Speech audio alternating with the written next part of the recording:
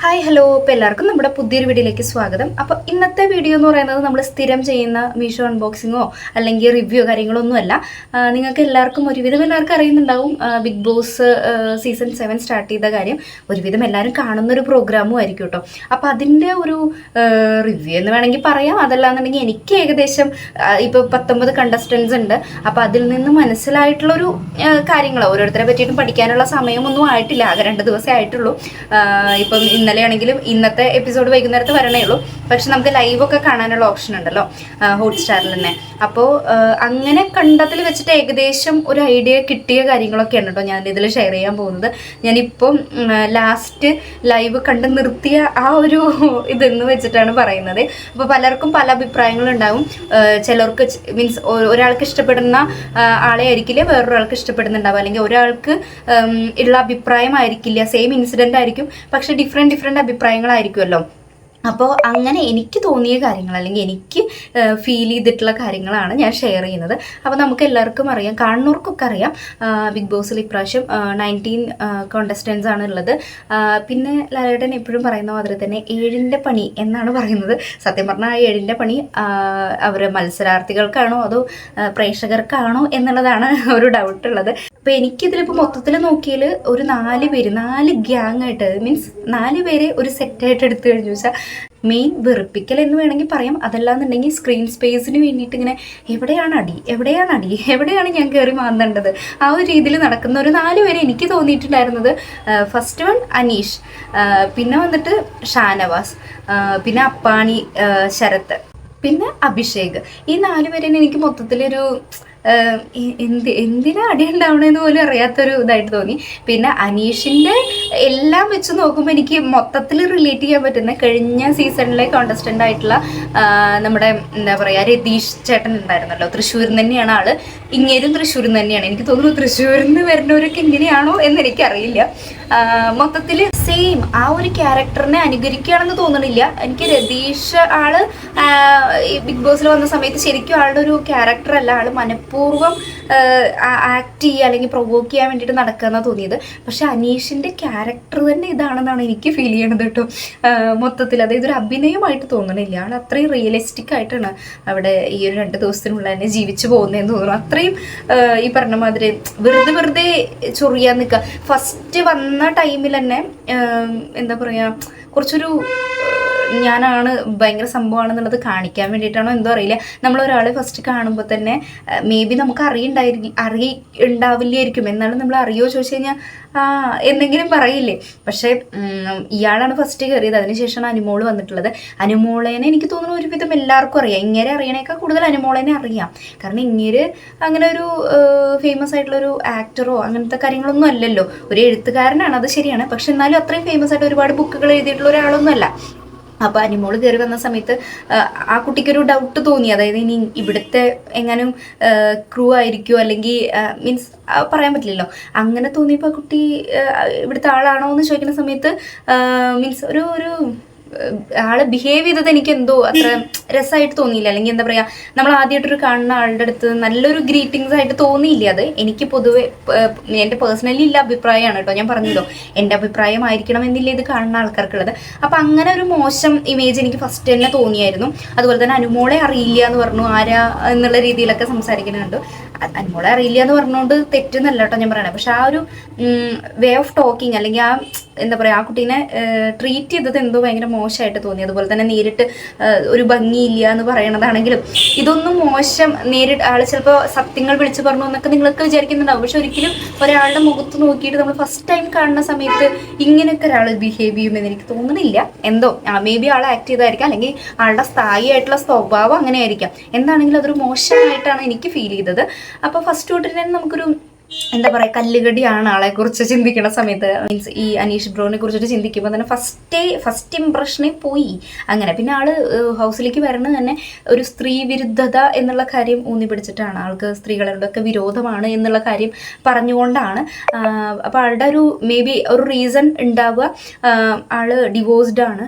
അപ്പോൾ അതുകൊണ്ടായിരിക്കാം അങ്ങനെ മീൻസ് അങ്ങനെ പറയുന്നുണ്ടാവുമായിരിക്കാം. പക്ഷെ അതിന് എല്ലാ സ്ത്രീകളും അങ്ങനെയാണ് എന്ന് അടച്ചാക്ഷേപിച്ചുകൊണ്ട് പറയുന്ന ആ ഒരു രീതിയിലാണ് ആള് ഉള്ളിലോട്ട് വന്നിരിക്കുന്നത്. അത് മോശമായിട്ടുള്ള ഒരു കാര്യമാണല്ലോ. അപ്പോൾ ഒരു ആണ് നമ്മളുടെ അടുത്ത് തെറ്റ് ചെയ്തു എന്ന് പറഞ്ഞിട്ട് എല്ലാ ആണുങ്ങളും അങ്ങനെയാണ്, അല്ലെങ്കിൽ ജനറലൈസ് ചെയ്ത് പറയാൻ പറ്റുന്ന ഒരു കാറ്റഗറി അല്ലല്ലോ. അല്ലെങ്കിൽ സ്ത്രീകളാണെങ്കിലും ഒരാൾ ഇന്ന പോലെയാണെങ്കിൽ എല്ലാ സ്ത്രീകളും അങ്ങനെയാണ് എന്നുള്ളത് ജനറലൈസ് ചെയ്ത് പറയാൻ പറ്റുന്നൊരു സംഭവം അല്ല. അതുകൊണ്ട് മൊത്തത്തിൽ എനിക്ക് ആളുടെ മൊത്തത്തിൽ ക്യാരക്ടർ അങ്ങനെ വലിയ രസമായിട്ട് തോന്നിയില്ല. പിന്നെ അത് മാത്രമല്ല, ആള് ഈ ഒരു കാര്യം പറഞ്ഞിട്ടാണ് ഉള്ളിലോട്ട് വന്നിട്ടുള്ളത്. എന്നാൽ കൂടെ പക്ഷെ ആള് കുറച്ച് അധികം ഫേവറിസം കാണിക്കുന്നത് സ്ത്രീകളോടാണ് എന്നെനിക്ക് തോന്നി മൊത്തത്തിൽ. അതായത് ഇപ്പോൾ ഇതിലൊരു ഇഷ്യൂ വന്നിട്ടുണ്ടായിരുന്നു, തലവേദനയുടെ പേരിൽ നല്ലൊരു ഫൈറ്റ് ഉണ്ടായിട്ടുണ്ടായിരുന്നു.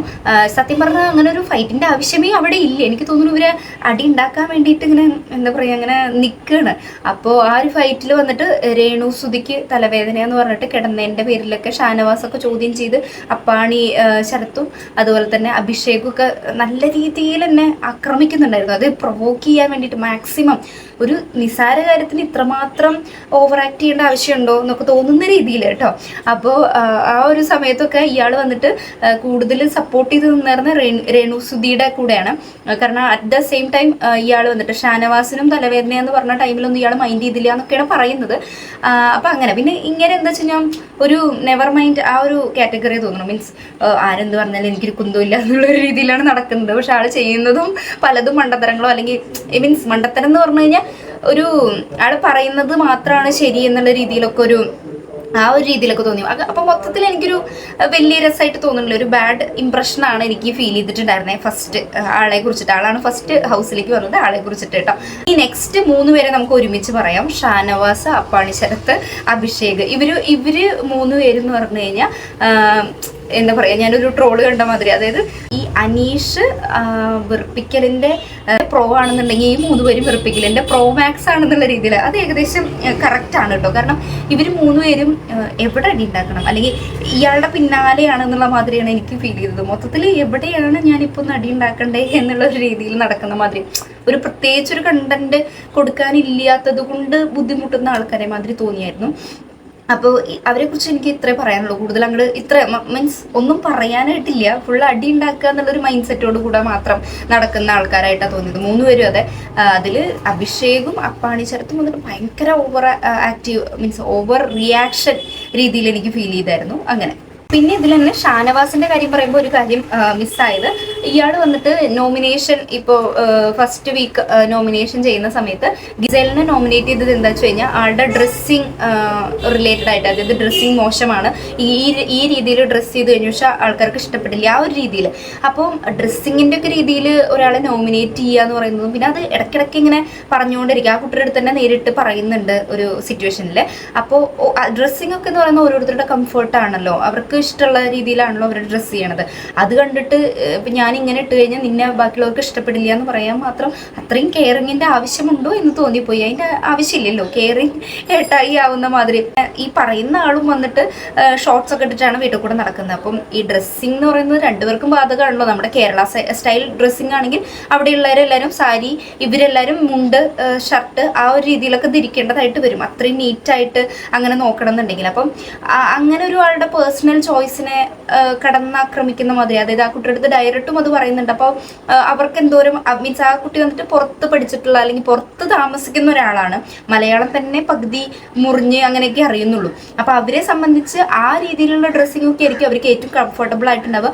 അതായിരിക്കും അവരുടെ നോർമൽ ഡ്രസ്സിങ് സ്റ്റൈൽ. അതായത് നമ്മളിപ്പോൾ ഈ ചുരിദാർ സാരിയൊക്കെ കൊടുക്കുന്ന മാതിരിയായിരിക്കും അവർക്ക് അത് ഭയങ്കര സിമ്പിളായിട്ട്, അല്ലെങ്കിൽ ഞാൻ ഭയങ്കര നീറ്റായിട്ടാണല്ലോ എന്നായിരിക്കും അവർ ചിന്തിക്കുന്നുണ്ടാവുക. അപ്പോൾ അവരെ പിടിച്ച് നമ്മൾ ഈ ഒരു രീതിയിൽ ഇങ്ങനെ മാറ്റണം എന്ന് പറയുന്നത് അത്ര രസമായിട്ട് തോന്നുന്നില്ല. പിന്നെ അറ്റ് ദ സെയിം ടൈം ഈ ഷാനവാസ് വന്നിട്ട് അത്യാവശ്യം നല്ല SP ആണ് കേട്ടോ, സ്വയം പൊക്കിയാണ് ആളുടെ കാര്യങ്ങൾ തന്നെ. അതായത് ആള് ഉള്ളത് കൊണ്ടാണ് ഒരു സീരിയൽ ഉണ്ടായിരുന്നല്ലോ, എനിക്ക് തോന്നുന്നു ഇയാളും അങ്ങനെ എന്തുകൊണ്ട് ഒരു സീരിയൽ ഉണ്ടായിരുന്നല്ലോ സ്വാസികയൊക്കെ ആയിട്ട്.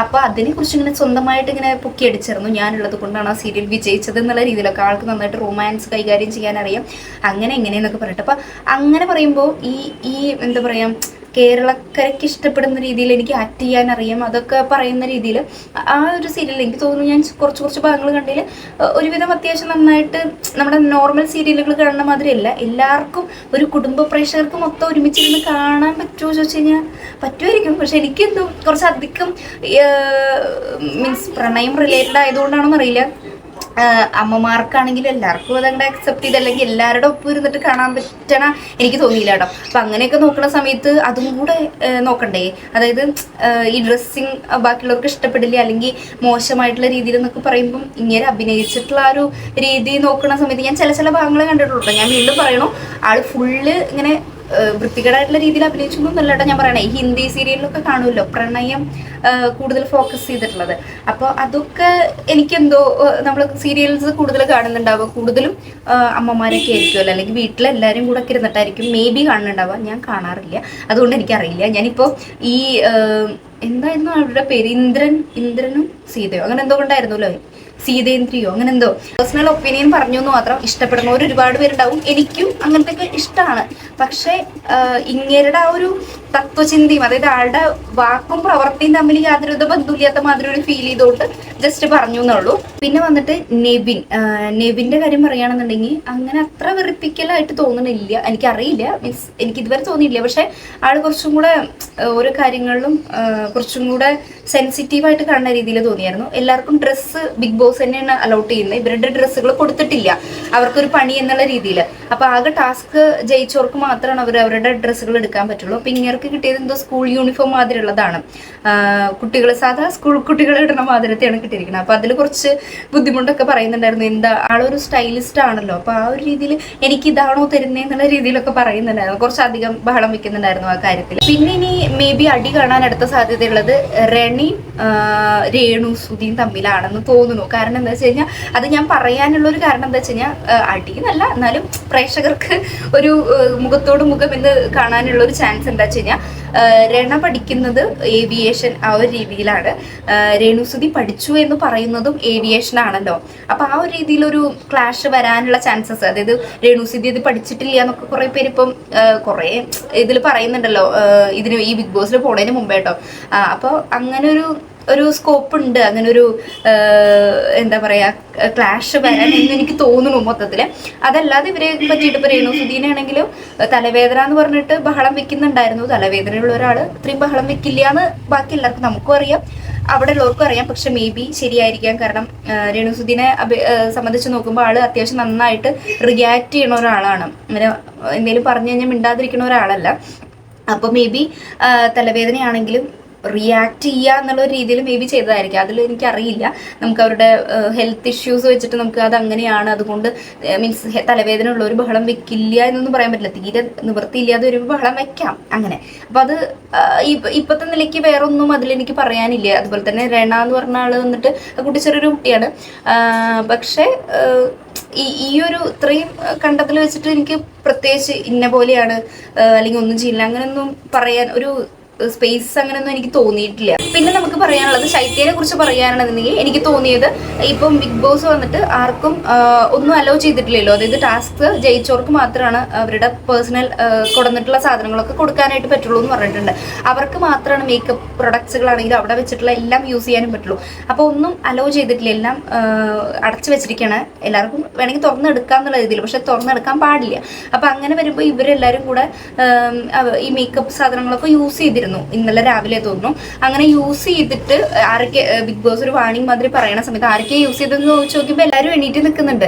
പക്ഷേ ഈ ശൈത്യം യൂസ് ചെയ്തു, പക്ഷെ എന്താ പറയാ ഞാനും തെറ്റ് ചെയ്തു, പക്ഷെ ഞാൻ പറഞ്ഞത് അവരുടെ അടുത്ത് അങ്ങനെ ചെയ്യരുത് എന്ന് പറഞ്ഞതാ എന്ന് പറയുന്നതിനോട് ബാക്കി എല്ലാവരെയും നമ്മൾ തള്ളിക്കളയുന്ന ഒരു ഫീലാണല്ലോ. ഇപ്പൊ ഞാനൊരു കൂട്ടമായിട്ടൊരു കാര്യം ചെയ്തു, പക്ഷെ ഞാൻ ആ കാര്യത്തിൽ ഞാൻ മേ ബി പറഞ്ഞിട്ടുണ്ടാവും അങ്ങനെ ചെയ്യല്ലേട്ടോ എന്ന് പറഞ്ഞിട്ടുണ്ടാവുമായിരിക്കും, പക്ഷെ അങ്ങനെ ചെയ്യല്ലേട്ടോ എന്ന് ആത്മാർത്ഥമായിട്ടുള്ള പറഞ്ഞിട്ടുള്ള ഒരാൾ വന്നിട്ട് അത് എടുക്കേണ്ട ആവശ്യമില്ലല്ലോ. അത് പറയുകയും ചെയ്തു, ആ മേക്കപ്പ് പ്രൊഡക്ട്സ് യൂസ് ചെയ്യുകയും ചെയ്തു, എന്നിട്ട് എല്ലാവരെയും ബിഗ് ബോസ് വന്നിട്ട് ചീത്ത പറയണ സമയത്ത് എണീറ്റ് നിന്നിട്ട് ഞാൻ അവരുടെ അടുത്ത് പറഞ്ഞതാന്ന് പറഞ്ഞാൽ നല്ല പിള്ള ചമയുന്ന അതിന്റെ ആവശ്യം ഇല്ല എന്ന് തോന്നി. അതൊരു മോശമായിട്ടുള്ള മീൻസ് മോശം എന്ന് പറഞ്ഞു കഴിഞ്ഞാൽ ബാക്കി എല്ലാവരെയും ഒറ്റ കൊടുക്കണ മാതിരി ഒരു ഫീൽ എനിക്ക് തോന്നിയായിരുന്നു. അങ്ങനെ ഒരു ആ ഒരു ക്യാരക്ടർ ആ ഒരു രീതിയിൽ പോയ മാതിരി തോന്നിയായിരുന്നു. പിന്നെ ബാക്കിയുള്ളവരിൽ നോക്കുകയാണെങ്കിൽ എനിക്ക് പ്രത്യേകിച്ച് ഒന്നും തോന്നിയിട്ടില്ല കേട്ടോ. ആര്യൻ അല്ലെങ്കിൽ ഇപ്പൊ ബിന്നി, പിന്നെ ആരായിരുന്നു, ചാരിക, നൂറ, ആദില, ഇവരുടെയിലൊന്നും പറയാൻ അങ്ങനെ പോയിന്റ് ഔട്ട് ചെയ്തിട്ട് ഇന്ന കാര്യം അല്ലെങ്കിൽ അവർ അങ്ങനെ ചെയ്തു അത് മോശമായി അല്ലെങ്കിൽ ഇങ്ങനെ ചെയ്തു അല്ലെങ്കിൽ എന്തെങ്കിലും ചെയ്തു എന്ന് പറയാൻ അങ്ങനെ ഒരു കാര്യം തോന്നിയില്ല. മൊത്തത്തിൽ എന്താ പറയാ, അനീഷിനെ തന്നെയാണ് ക്യാപ്റ്റൻ. എല്ലാവർക്കും അനീഷിനോടാണ് ഒരു വിരോധം ഉള്ളത്. അതിന്റെ പേരിൽ ആരാണ് ക്യാപ്റ്റൻ ആവാൻ അർഹനല്ലാത്തത് എന്ന് ചോദിച്ച ബിഗ് ബോസ് ആരാണോ ക്യാപ്റ്റൻ ആവാൻ അർഹനല്ലാത്തതെന്ന് ഹൗസ് മേറ്റ് പറഞ്ഞ ആളെ തന്നെയാണ് ക്യാപ്റ്റൻ ആക്കിയേക്കണം. അനീഷിനെ തന്നെയാണ് ക്യാപ്റ്റൻസി കൊടുത്തിരിക്കുന്നത്. അതുകൊണ്ട് തന്നെ ആളെന്നെ ഇപ്രാവശ്യം ആർക്കും നോമിനേറ്റ് ചെയ്യാൻ പറ്റില്ല, എലിമിനേറ്റ് ചെയ്യാൻ വേണ്ടിയിട്ട്. അപ്പോൾ അതിൻ്റെ ഒരു വിഷമം എല്ലാവർക്കും ഉണ്ട്. കാരണം എന്താ വെച്ച് കഴിഞ്ഞാൽ ഫസ്റ്റ് തന്നെ ആർക്കും ഇഷ്ടപ്പെടാത്തൊരു ക്യാരക്ടറാണ് കേട്ടോ. എല്ലാവരും ഒന്നടങ്കം പറഞ്ഞിട്ടുള്ള ഒരാളാണ് അനീഷിൻ്റെ. മൊത്തത്തിൽ ആളുടെ ബിഹേവിയർ ആണെങ്കിലും ഒരാൾ സംസാരിക്കാൻ വന്നു കഴിഞ്ഞാൽ മൈൻഡ് ചെയ്യാതെ പോകലാണെങ്കിലും മൊത്തത്തിൽ ആ ഒരു രീതി.